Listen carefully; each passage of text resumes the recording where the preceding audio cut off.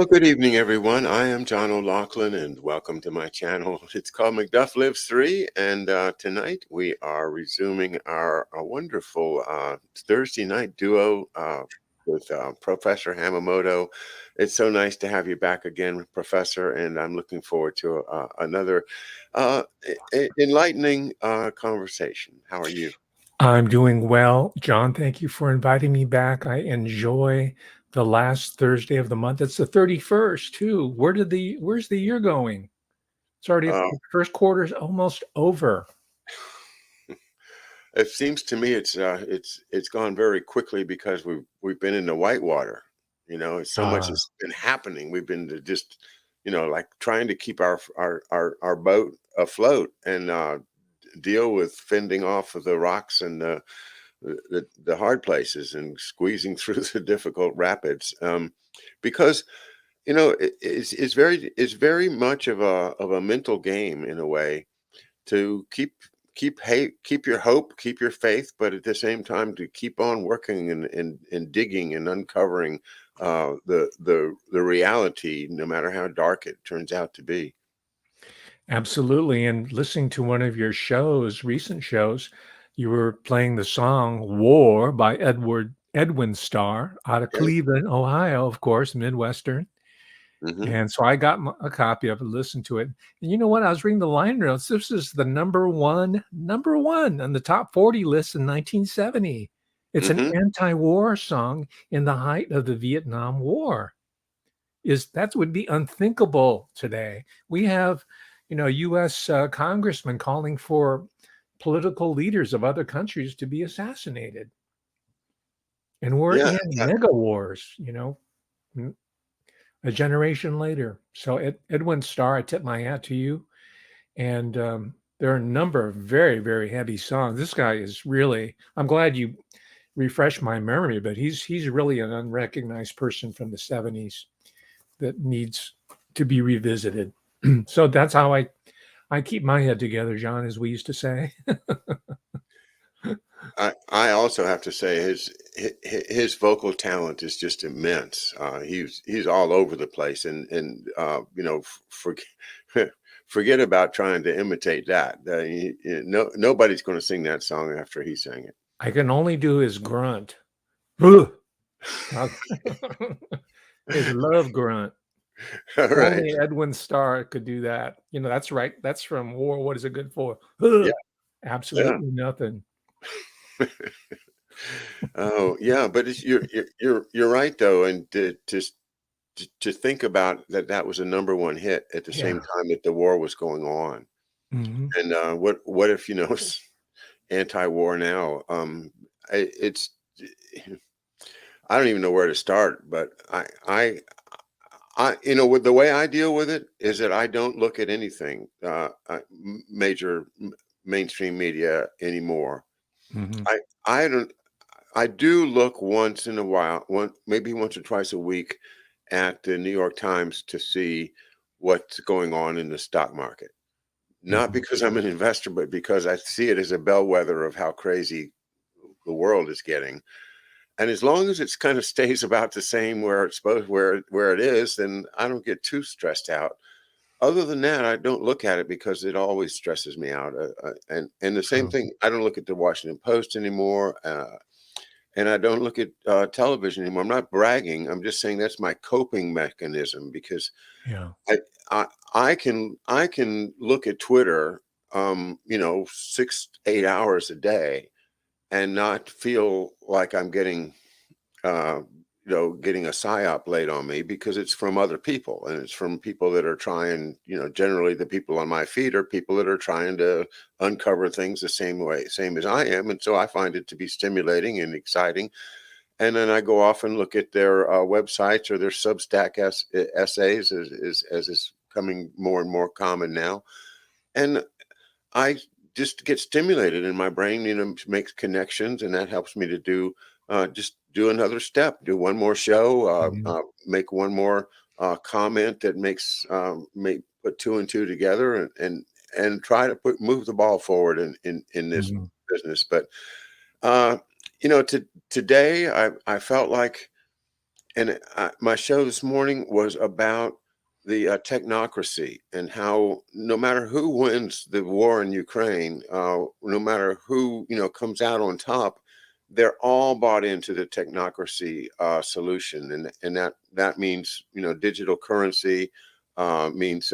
universal health care or health you know mis miscare on or but everyone has to play by the rule book, and they get to write the rule book, and then they don't get they of course can violate the rules because hey, it's their rules, so why shouldn't they?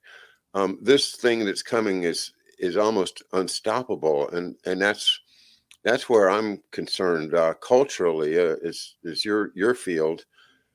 Can the American people see what's happening? All of the shoveling we're doing to try to uncover the truth?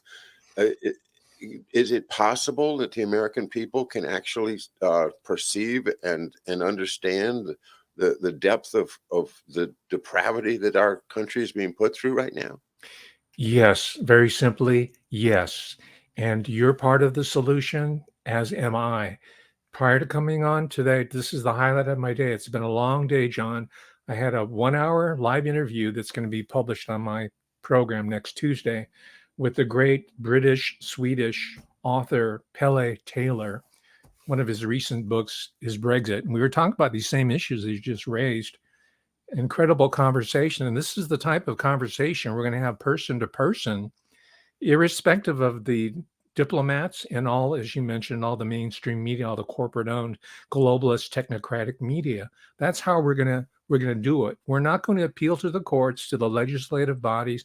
We're just going to do personal diplomacy. And then just an hour ago, I got off from a live interview with none other than Leo Zagami, who is a refugee from Italia, who now lives in Palm Springs, California. He's in the same state as me, but further down south. So that's how we're going to do it. So I'm going to reach out to more people in the global English speaking community, people in Asia, China, India has a huge English speaking population, and I'm going to talk to independent minds, and I'm going to share this information in our world here using this incredible technology. And we talk about technocracy, but some of its tools are very, very useful. Ironically, we used to say use the tools of the master, right, in order to bring down the system. But we are the master, and these are our tools. We paid for them, all the R&D. So I feel that I have a proprietary interest in all this technology here. So that's my going to be my approach. I'm liking it. I can tell by watching your shows, you're having the time of your life. I think you find it what you're doing, John, personally as well as professionally fulfilling. It just comes through. Well, thanks. I'm thrilled to be doing all of this reaching out. I mean, I've got folks all around the world now connected, and I'm loving my new correspondent in Moscow, Riley Wagaman, whose blog is under the name of Edward Slavsquat on on Substack, but he's a great writer, a great commentator, a young family man who's choosing to raise his family in Moscow during these troubling times, an American, an expat, and somebody that I think is giving me a raw, unfiltered truth of life in Russia and life in Moscow, and it's a personal story, as well as me trying to understand what's going on with Putin. And of course, the idea that anybody knows what's going on is probably pretty far fetched, unless you are one of them, and then you can't tell anybody anyway, right? But but that's great to to sense that I'm reaching out around the world. I know that. My interviews with Harley Schlanger have meant a lot to me, and that's given me a lot of interesting perspective as well. One of the things that comes from it is you realize that you can't put yourself in somebody else's shoes geographically any more than you can put yourself into a different century. things that just look different in Potsdam, Yes. Germany than they do Yeah. in Yeah. Southern Maryland, and culture's different, and the things that you do every day are different, and the way that people think about things just naturally, you can't assume that they're going to have the same attitudes that you do. And oh boy, try to talk to somebody in Ireland on Facebook, and you'll find yourself in trouble fast because there's a language barrier there that's not readily apparent until you get into it. They'll set you straight. No, I think the relationship you developed with Harvey Schlanger was a real breakthrough and very timely too, given the current geopolitical situation. And organically, you discovered that. Same with me. I said, "Gosh, there's this great writer in Sweden. I like his books. Let me just see if he'll come on the show." And same with Leo Zagami, who hundreds of thousands of people know him all over the world. He's a best-selling author in Japan. So all the news is not bad. In a sense, all the hardships and the incredible torture, I'd call it, that these masters of the universe, self-styled masters of the universe, despite all their best efforts, that's only made us stronger. We are now very hardened people, not just you and me, but around the world. And I see that strength exuded, even though we're doing it through the StreamYard or Zoom or whatever, it comes through loud and clear what Pele Taylor is about, what Leo Zagami is all about, what Harvey Schlanger is about. And I'm going to have to check out the expat if he doesn't mind being called that, who lives in Moscow, because Yeah, this is how I, we defeat what's his face, Anderson, CIA, Cooper, or these other ass clowns who are pretty much going to be out of the job. Pretty soon they're going to be on the Emmys slapping each other just to get views. They're going to be that desperate. well, like you today, I felt like I had a breakthrough too. I once I became, myself far beyond a reasonable doubt that both Putin and Xi are also part of the new world order. And Mhm. as was said by Ian Davis in the little bit that I played today, it's like they moved the fulcrum on the teeter totter, but there's still a teeter totter. There's still a fulcrum. It might have been over here in the west, but then it's going to move over a little bit toward the east, or maybe it'll move east. But the game is still the same, and it's not going to change because they've all signed into the World Economic Forum. They're all signed up with the World Health Organization. They're all talking universal health care, and they're all pressing forward with their mandatory quote therapy, to use Mark Kulak's term for it, the jab therapy, and they're pushing forward with it. And in those countries, there's no way to say no. I saw a video today of looked like 400 or 500 people in Shanghai Mhm. having to line up to get a daily COVID test to prove that they, could go to work, and lining up, just standing, waiting in line to get your chance to get your test. That you can't avoid it in a totalitarian country, and it looks like Britain is going totalitarian. Um, Europe, who knows? But Germany looks iffy to me. I don't feel confident at all, frankly, but I do feel that there is a solution, and the one that is just clear as the bell to me is that everyone has got to stand up for individual rights, individual human rights. That means no, our bodies, ourselves, and the basic rights that are guaranteed in the Bill of Rights in the U.S. Constitution. No unreasonable search of Caesars. You can't be compelled to testify against yourself. You don't have to quarter troops in your home. And you have freedom of the press, freedom of religion. Those basic freedoms, that's what we need to stand up for. If we insist on those, then they can't do things like penetrate our brain with some kind of, Mhm. nanoparticles to keep track of us, because we'd say, no, that's an invasion of privacy. You can't do that. I have individual rights. As long as everybody in the world, if everybody in the world could just bind together and say, I'm not going to let my body be violated against my will, and I'm not going to let my friend's body be violated against my friend's will, Mhm. then it has to fall apart, because they won't be able to impose their digital identification system on all of us human sheep that they're trying to turn into um, Mhm. commodities.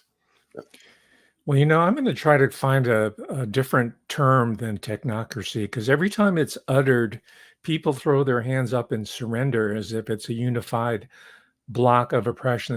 It's inevitable. And just this morning, I learned from Pele Taylor, the journalist, the author of Many Times Over, that the idea of this being a unified oppressive system is an illusion. It's much more porous and it's much more weak than we might imagine. And he gave me one concrete example, and I didn't know it because I'm in part of a news blackout. But there was no so called mask mandate in all of Sweden. They Mhm. opted out, they didn't even address it. He said for the whole past 2 years, he never saw a person, even the major cities, Stockholm, Malmo, wherever he went, he never saw one person wearing a mask. All right. So, and this is a, advanced, first world country with supposedly an immigration problem. But I agree with you. We discussed this. And I said the whole immigration deal, the multiculturalism that countries like Sweden or in the U.S. are being subjected to, is really a smokescreen for putting in this technocratic grid, if we want to use that. It's just to get us riled up, the LGBT CRT, through this getting us kind of complacent and focus on something that's going to pass and it's going to be swapped out with something new in order to bring in this more insidious, comprehensive system. Even then, it's the nature of human beings, I believe.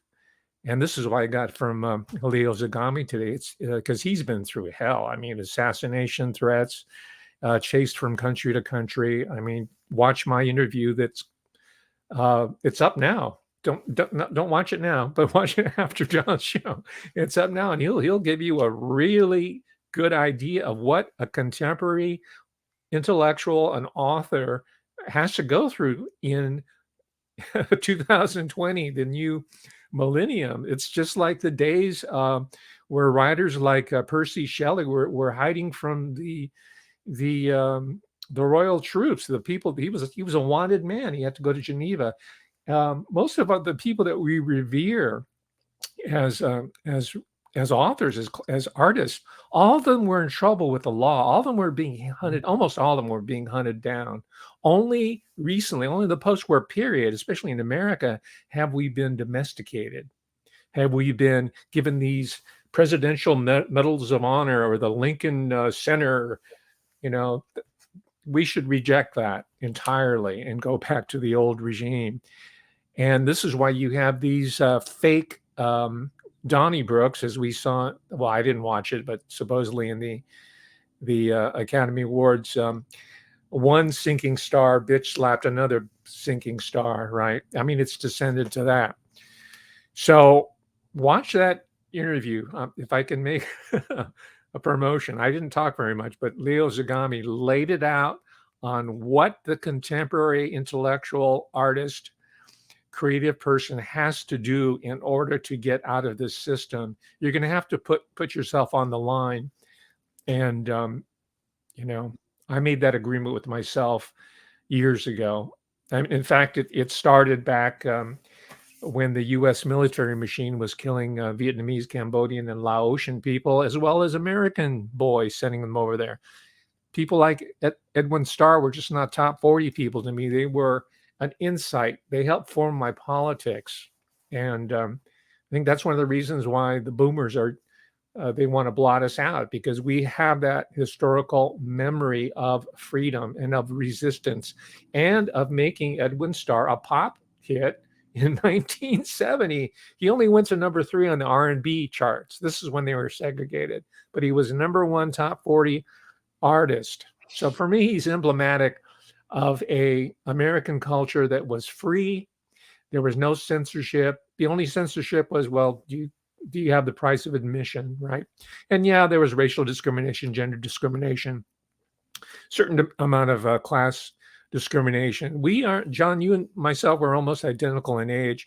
We have that historical memory that we can bequeath to the new generations of people coming up, whether they be in America or around the world, saying, we do not have to resign ourselves to any of this. And let's stop talking about it as a technocracy. There's no crassy about it. It's techno, yes, but it's not a crassy. It never will be. There is a word which they use now. It's technate, like Yes, that's a like Greek word. like conate. You know, Okay, yeah. they call it a technate. So I guess they All right. shared your reluctance to stick with that word technocracy, which is old and much of a worn out. Yeah, Um, and it was invoked originally as something positive, as you know, from 1920s. There was a whole political movement on it. So we're using the rhetoric of the technocrats in order to critique it, and energetically, that just doesn't work. Rhetorically, it doesn't really work. So yeah, I'll use technate, or I speak of the United Nations NATO caliphate. How about the techno caliphate? how about the blob? The Blob with Richard Arn. No, who was that in The Blob? Michael Landon. Remember Little Joe from Bonanza? Wasn't he in The Blob? The original Blob. Oh, I don't remember that. This is the 50s, even the Yeah. 50s cheesy science fiction films of William Castle were a moral, they had a moral content for us. We were watching them as kids, and my mother didn't particularly think I should be watching this, but they always ended uh, in a fashion where the people who were perverting science or technology, they were always brought to justice. There was always by the end of the film, you're not going to have your way. There's not going to be any recombinant this or that. You're not going to be dicking around with the DNA. And as you well know, the communications media were eventually co-opted by the Pentagon/CIA. So now it's just our own of that, and we've already discussed how we're working around it. Yeah, we just have to make sure that I mean, I can't pull people away from their CNN, you know. I wish I could. So many people are addicted to that stuff, and it's like it is an addiction. You Yeah. know, their narrative, and even when things come out like I saw on yesterday uh, in the British, I guess called the British Medical Journal. It's the big, highly respected one, saying they're looking for people that are unvaccinated. They want Ah. unvaccinated people because unvaccinated people might be the key to defeating COVID. Hmm. And I said, "Oh my God!" You know, they just suddenly realized that they should have had control groups in all of their all of their clinical trials, and then they'd already know because they didn't want to know that it's better, Hmm. you know, to not be. So, but with that knowledge out there, still people are taking their babies to get them jabbed. You know, people are not getting the information, and that is the problem with our democracy or republic, as if you will, is that the it only works to the extent that we have a fair way of disseminating truthful information to the people, and without that, it's just a Hmm. question of who does the best propaganda. Right. Well, we can produce counter propaganda, and for those of you who saw the talk I gave on Tuesday, or if you haven't seen it, you might be offended. And John, I'm sure you have fond memories of the actor named Audrey Hepburn. Do you remember her? Oh yeah, no, no, no, Breakfast at Tiffany's. don't burst my bubble on Audrey Hepburn now. Come on now. Well, she's okay personally because she was 15 when the war in World War II, ended. She was 10 when the German occupation happened, and she grew up in Holland. That's why she had that strange, undefinable. She was schooled in early years in Britain, but He could she speak like 5 languages or 5 or 6 languages fluently. she was cosmopolitan, and she was also part. She was part of the nobility, von Heemstra, and her father was an Irish national, who, by the way, and this is might disturb people, but her father, whose name was Rushton Hepburn, was a devout follower of Oswald Mosley during World War II. He spent World War II in prison as an enemy of the state, as a traitor. And her mother also, who was von Heemstra, they separated and divorced eventually, was also an associate of as you know, in British history, they had what's called lipstick Nazis, like the Mitford sisters. It was cool for a certain social class to express openly fascist sympathies and sympathy for Adolf Hitler. Of course, after the war, once the war started, those people just kind of faded into the woodwork. They tried to disappear. But von Heemstra, her mother, Natalie Wood's, I'm sorry, Audrey Hepburn. Natalie Wood is, I'm going to go in on her next. That's not a real name either. She's actually Russian American, Natalie Wood. But Audrey Hepburn's mother went to to visit Hitler in 1935, and she was a journalist and wrote about her admiration for the Fuhrer. So you can see that during the war, it kind of helped her during the occupation, but after the war, it was real hell for the family, and the taint of these fascist associations. This is in Holland now, the Netherlands, followed Natalie Wood early on. Fortunately, she had the Hollywood and British propaganda machine to kind of whitewash her history. So most, like you and me, we would be unaware that her parents were fascists, right? But those stories kept on resurfacing, and finally a book was published just 2 years ago. It's called Dutch Girl. This is Audrey Hepburn when she was a 13 or 14. She started out as a dancer. You can kind of tell. This is her at a young age. But this fits in with today's discussion. It's really, really subtle how the propaganda works. They had this book on Audrey Hepburn, this whole history of her family being fascist. They were holding her career ransom to it, I think. So after she retired at a very young age, she resurfaced at the tender age of 60, and she died at 63, by the way, in a similar way to Bob Marley, fast-acting cancer virus by age 63.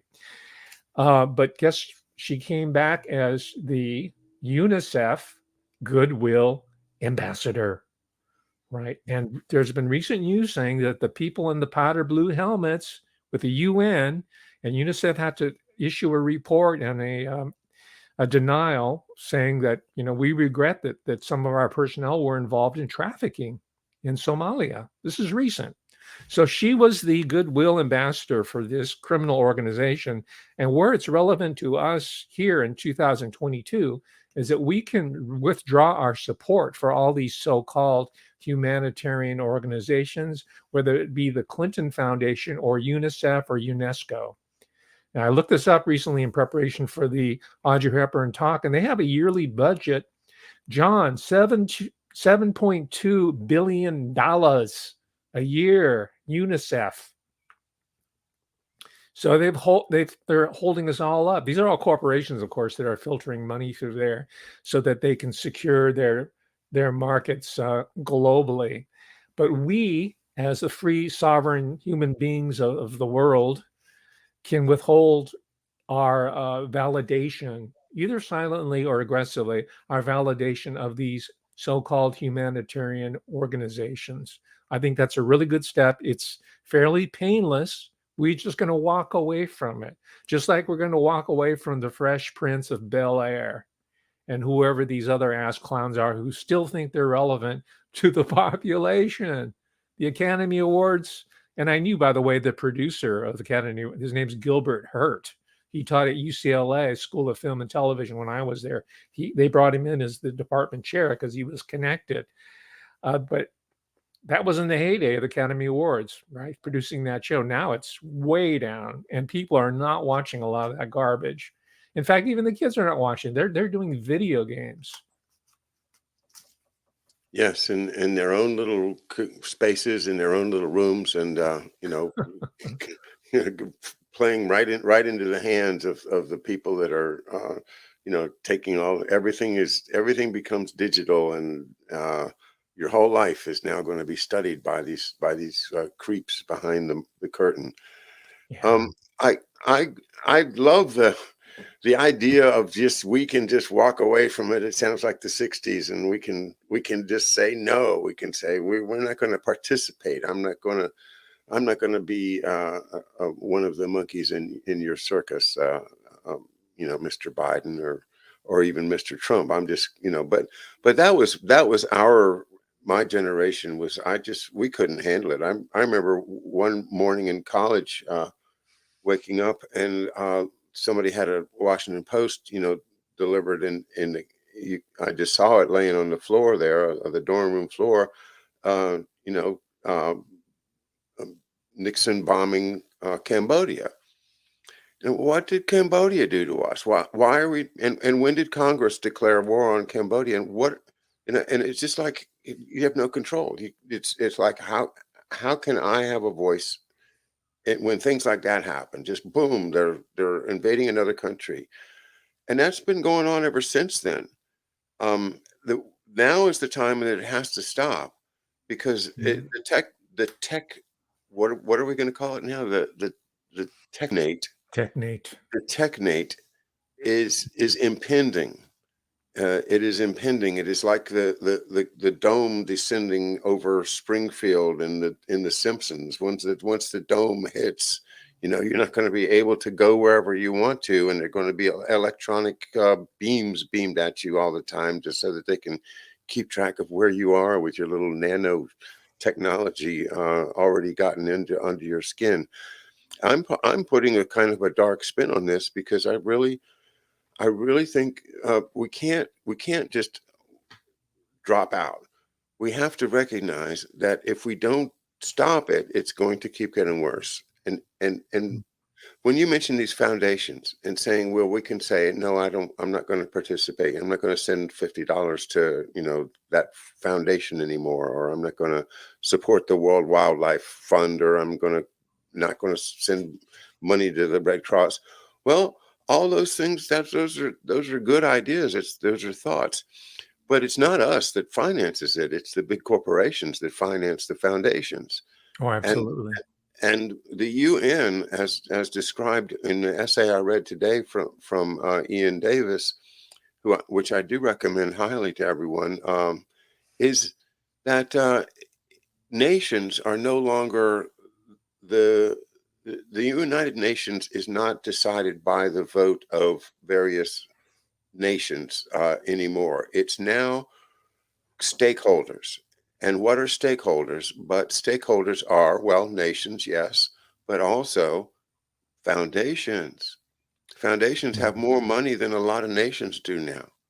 And Mhm. then corporations, all the big corporations, from the arms manufacturers to the big pharma, to everything that is the big money making. Well, they're stakeholders, and these things called stakeholders are now through uh, the system of societies, of things like the Bilderbergers and the CFR and the Trilateral Commission, are creating an unstoppable web of restraint on businesses around the world. So that if I don't want to participate in, if I want to run my machinery with gas and oil, I'm not going to be able to compete in 10 years, because they're going to put that out of business. You're not going to be able to do that. You're going to have to find another way to make your widgets. And and they've got it all. What they've done is they basically capitalized every resource on the planet, so that you can't. you are there's not going to be any more tinkering in the garage and coming up with a great idea, or making a new computer, or the best way to fuel a car, or any of that. All independent thought is going to be shut down. We're all going to be, kind of put in a ignorant serf condition, where we have to do what we're told, and it'll be it is what is described as something that people who have been softened up, like us Americans, as was said earlier, are just we're not going to understand it. We're not going to be able to handle it, and it's just going to break our spirits. So, how I would love to be able to say yes, we're winning, but I don't think we are. I think we need to look at this no Mhm. technate, as something that's the real like the hordes coming over the hills. It's look The out. red dragon. Yeah, the dragon's coming. And I don't see St. George anywhere. Well, you know what? I had speaking of saint or visions and apparitions, I had a vivid memory of uh, I don't know how strong you are in your Catholic faith anymore, John, but I was never confirmed myself, but I still have an avid interest in Catholicism in specific. But I had a feeling that what they're looking for with the Lucifer Observatory, the Vatican run observatory, where is it in Arizona, I guess it is, right? These are Jesuits that run it, and they're looking for Planet X or Yeah. Nibiru or something like that. But Yeah. no one's really talked about who they're really looking for. I'm talking about the Vatican. They're looking for a celestial body or an apparition of the Virgin Mary. That's my prediction. The UFO, that psyop, all the other, Planet X, Nibiru, or these other planets that supposedly are circling, these mystery planets. There's only one entity that's not been talked about, and that is the Virgin Mary. And the reason why I came to this, um, it's not a conclusion, it's a hunch. It's a very strong hunch, is that when I was preparing for my two guests earlier today, this book fell off the shelf and hit me on the foot. And it's by none other than Ingo Swann. Now, most people will know his name from the Stanford Research Institute, the remote viewing, Hal Puthoff, and all that other good stuff. But he wrote a book called The Great Apparitions of Mary. This is the Virgin Mary. And he catalogs, this book's old now, but throughout time, throughout history, and geographically dispersed, there have been these apparitions of the salvation, right? And I don't know if you've been to the Tlatelolco, I guess it's called. It's north of Mexico City, but there's a church there of the Virgin of Guadalupe, and that's the patron, right, of Mexico. And there's artifacts there, including these vestments that are close to 500 years old, and they're made out of yucca or flax or some kind of organic material, and they should have disintegrated a long time ago, but they're still in pristine shape, right?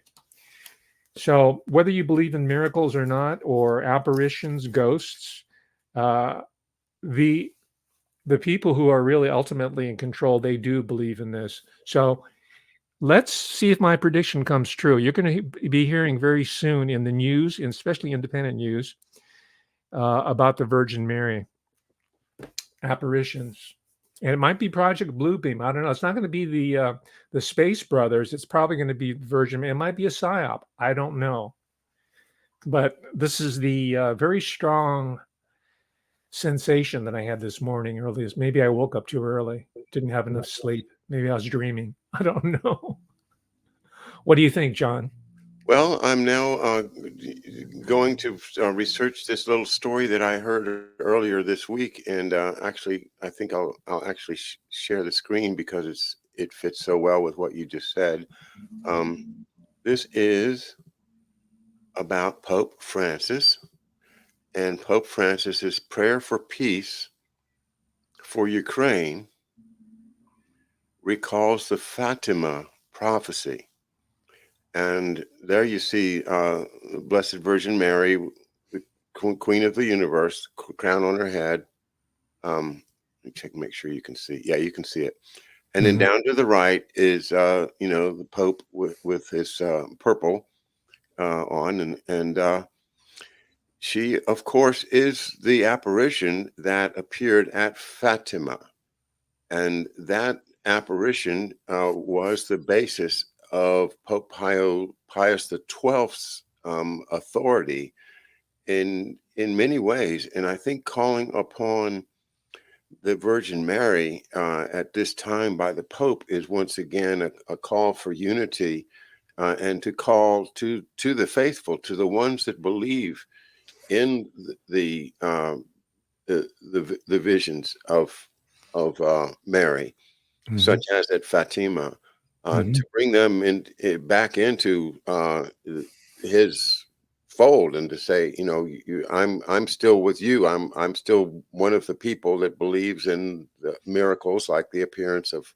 the Virgin Mary, and that I think has a purpose behind it, more than Ukraine, but to also to lend his authority to, unfortunately, the new world order, because all signs are that he is absolutely a part of it, and Mhm. leading his sheep into the hands of the Klaus Schwabs and the George Soroses of the world. Mhm. And So at this yeah, but you're right. I think, yeah, your dream is actually consistent with what was going on with the Pope and him, calling that very idea of Mhm.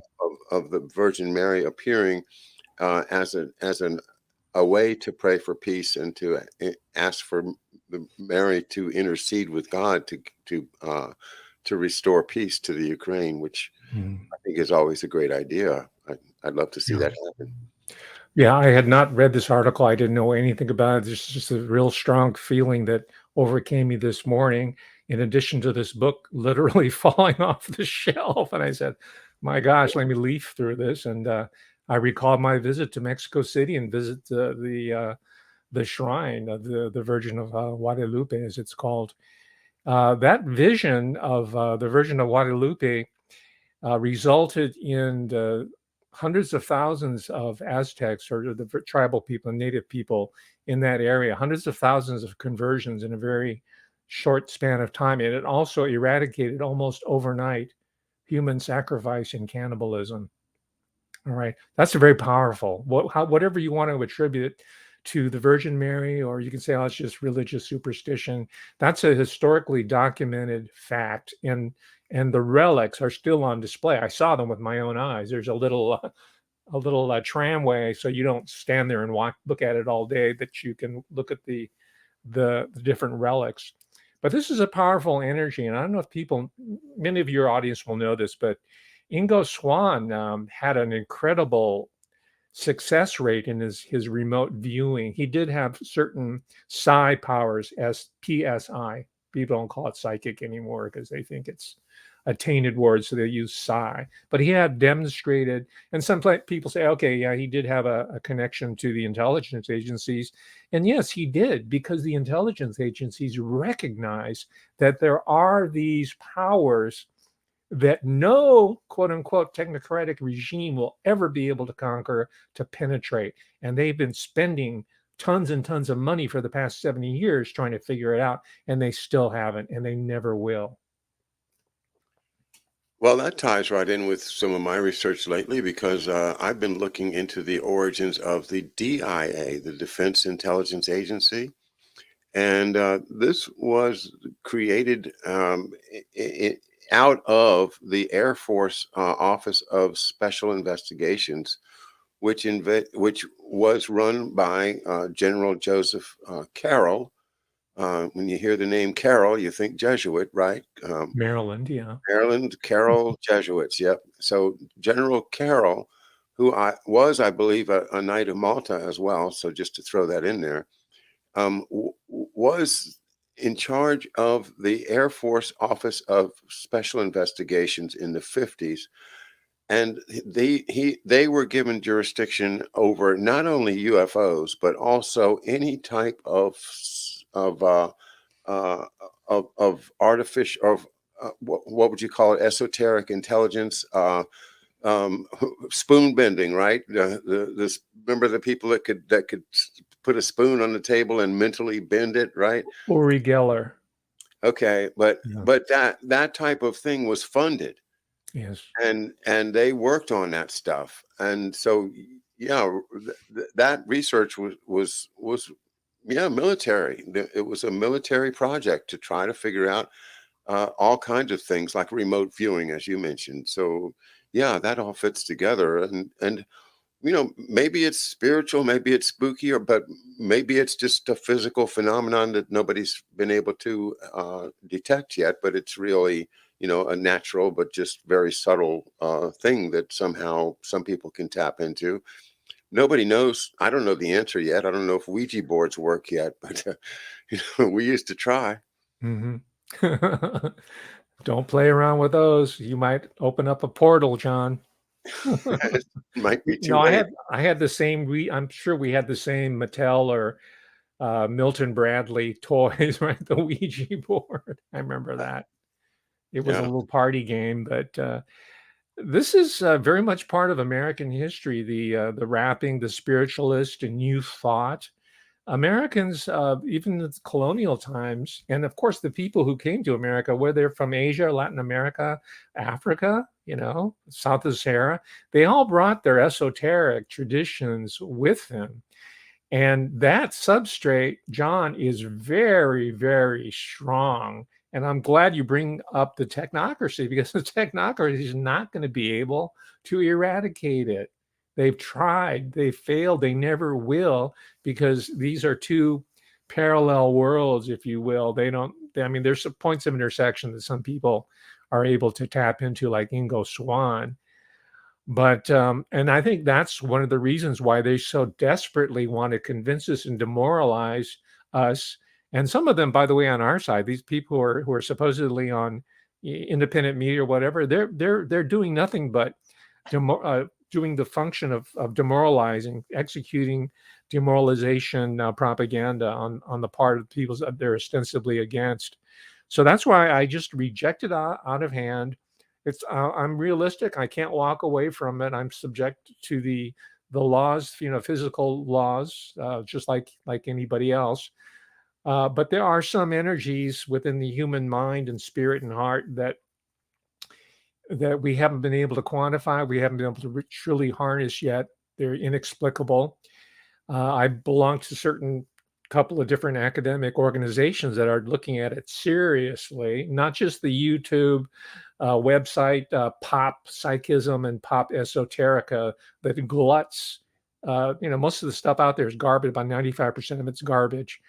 Leo Zagami is the real thing, though. He's studied it. He's into it. He's inherited generationally. These are the people that I'm looking at, talking to, engaging with in conversation, not the bozos who are on YouTube saying, "Yes, I'm Doctor Psychic" or whoever it is. I'm Professor, Professor Dad, and I know all about the numbers and the numerology and all that. Yeah, maybe you do because you read it on some kind of a booklet ordered off of Amazon. Um, that to me is the biggest threat to our sovereignty, not the technocracy, because you know what, the so-called technocrats, they are deeply involved in this. If they're listening right now, they know exactly what I'm talking about because that's their world as well, and they know how potent and powerful it is, and that's why they're trying their darnest to perfect technologies of surveillance, uh, mind control, if you will, to use the old term, in order to circumvent that. And it's not possible. It's just not possible. From time to time, Daryl, in my life, I've had intense feelings of my ancestors being present, and I I remember I was in I was in a hotel in Europe one time, and I woke up and something about the curtain, the way it was set and everything, I felt like it had all my ancestors were there, and they were like looking at me, and I was getting some kind of a message. And I think what I'm doing now is actually what they wanted me to do, and that is to start, you know, respecting the fact that there is history, that my father did live, that he did go through a lot of this type of suffering, and that's put upon us by these uh, the blob or the elites, or the controllers, and that he died young, um, as a result of that. And yet I don't think that I've never felt that he's been gone. And I've always felt that he's been around and kind of looked after me and my sisters, and in a way that I I can't prove, I can't disprove. But if you can't have some kind of a belief like that, then all of life just turns into dust and worthlessness, and money money rules everything, because nothing really is of any value if it doesn't turn into money. I can't i can't live without a spiritual side. It just doesn't make any sense to me. And I think that's where what you're saying is where it hits them, is that they can't live without a spiritual side either. The idea of denying that there's more to the universe than we can see. I mean, this is this is like Shakespeare. This is more things in the universe than are in my library. That there are. Uh, I think of the idea of us trying to shape humanity. This Nazi idea that we can suddenly transform humanity into something better is a sacrilege. And if we don't look at it as a sacrilege, then how do you stop it? How do you stop them from doing crazy experiments in underground caves where, they can do whatever they want to, and probably have been, because they've rejected the whole idea of life having a spiritual nature and spiritual side to it. I hope you're right. I hope that they can't avoid it. I hope that everybody has to come face to face with the fact that you didn't make that blade of grass. You didn't make that tree. You can't hand me a supply of oxygen, that'll sustain me for the rest of my life. That you can't create the earth. You can't do any of this stuff. And yet for some reason, you think that you have the power or the right to control all the life on the planet, to put it all into monetary actuarial figures and numbers, because that's what they're doing. Edward Snowden has told us this. Everybody's going to have a value and a number, and it's right. The whole biblical mark of the beast. Some say it's just a part of it. We have to fulfill the book, to quote Marley on that particular line. I don't. I am with you. I think that we can stop it, but doggone it, the media is just killing us. We've got to find a way to break through to the major media and get our side of this out there somehow. That's my thoughts. John, beautifully spoken. My gosh, you get it and you express it much more poetically and concisely than I could ever hope to. I, I'm going to make an edit of this. I'm going to download the video. I'm going to just edit that last extemporaneous monologue of yours and then send it out just a bit, and then let it go viral, and maybe some of these people will look at it. I don't agree with the doomsayers. Who's the guy that runs the technocracy side? Every day I in my mailbox is technocracy this, technocracy that. Well, buddy, you're part of the problem, and you go have these seminars about how they're oppressing us. Yeah, you're doing their work for them. So I don't think that the other side are looking for the technocratic absolute. I think from what I'm hearing from you, John, they're not looking for the absolute. They're looking for absolution. Mm, This is a cry for help. It's a desperate cry for help that we are supposed to extend to them. The church, at least a church, right? Or laymen, lay people can extend to these people who are crying out for help, but they don't know how to get it because they have not been exposed to these esoteric histories that are all part of us wherever just epigenetically you saw it in your bed in your yeah. hotel room in the curtains, right? That's a universal feeling. It's a presence. You have to have permission. It's like a child that grows up and hasn't been given permission to dream. You haven't been given permission to think that maybe there's something more than what we can see and touch and taste and feel and smell. That Yeah. that there's that you have to be given the idea, whether it comes from a religion or from some thoughts that your parents might share, or from your lifestyle, or just a respect for nature, a respect for the truth, a respect for honesty, a respect for your fellow human beings, that builds a spiritual character inside of you. And the people that don't have that have got to be feeling bad about it, have got to feel like they're missing something. Yeah. I guess that's where we can make a difference, is to I will go on record and say I didn't make this planet. I'm just passing through, and I'm glad to be here, but it's not my world, and I'm not going to try to control it. I'm not going to try to improve humanity. I'm just going to try to be grateful from day to day for the privilege of life, and if we could all just be grateful, and share. For goodness sakes, don't hoard everything. Just share it. Gosh. In the midst of all this incredible pressure that we've been applied, that's been applied to us, it at least in my case, I don't know about other people, but I suspect it might be true for other people. I became more attuned to certain beauties. I'm not talking about physical, good-looking human beings, but just beauty and really simple, bean soup, for example. I just had a bowl of it before I came on your show. So, wow, this is beautiful. I made this and I'm eating and I'm consuming it. And the beans came out of the earth. Someone harvested it. Somebody genetically said this is going to be a kidney bean, right? This is going to be a garbanzo. A lot of thought, intentionality, creativity passed down through the generations that, like you said, the key word is gratitude, that we are just not grateful for. No wonder higher powers have turned their backs on us, because we are not expressing in Japanese that quality of gratefulness called arigatai, arigato. That's Mhm. supposed to be part of the human experience.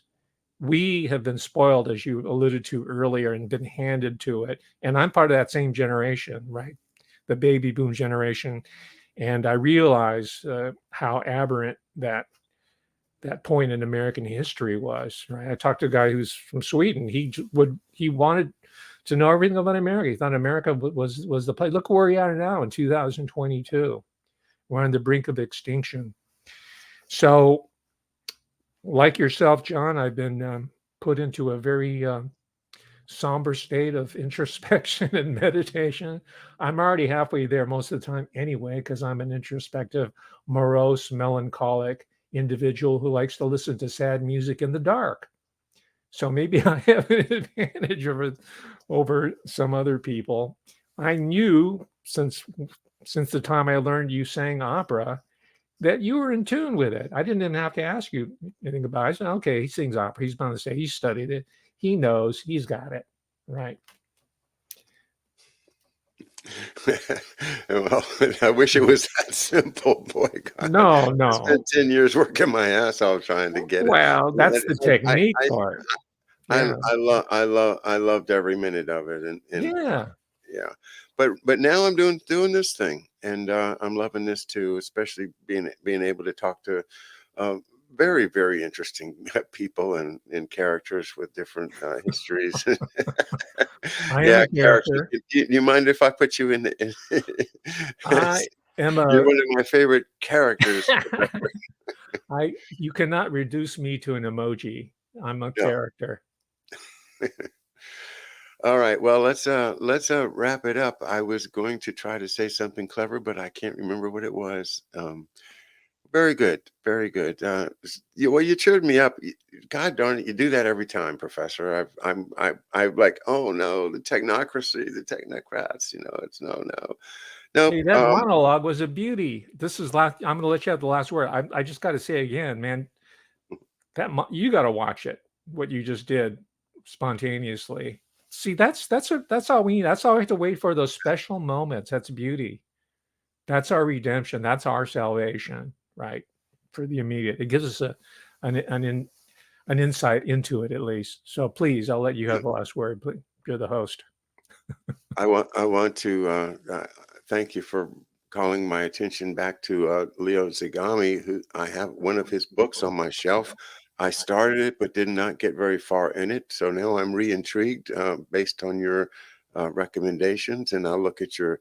I'm going to obviously look at your interview with him, and I never heard of Pele, so there's another person for me to investigate. We share things and learn from each other, and it's really a pleasure.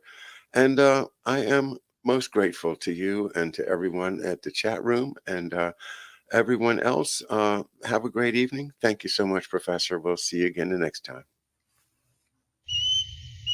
Good night, everyone.